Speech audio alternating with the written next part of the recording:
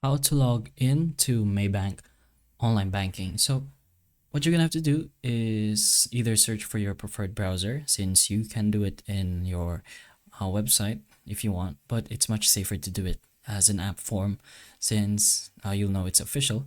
So you could do a download first. So once you're in your Play Store, just go ahead and search for your Maybank, of course. I mean the Maybank app. Once you're there, install it, of course, and once it's installed, press on open. So it's gonna depend on where you are, of course, but so the first thing you will see is permissions. So if you want notifications from them, you can go ahead and press on allow for that, of course.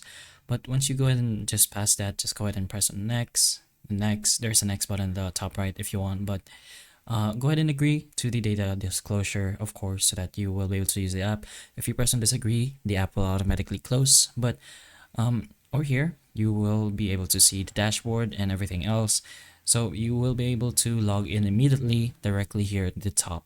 So there's a login button. What you're gonna have to do is just press on that, of course. So expectedly, you would already have an account since you're asking to log in. So just choose whichever, of course. So if you have an existing M2U user, which is what you should have, press on the left one so you can log in here.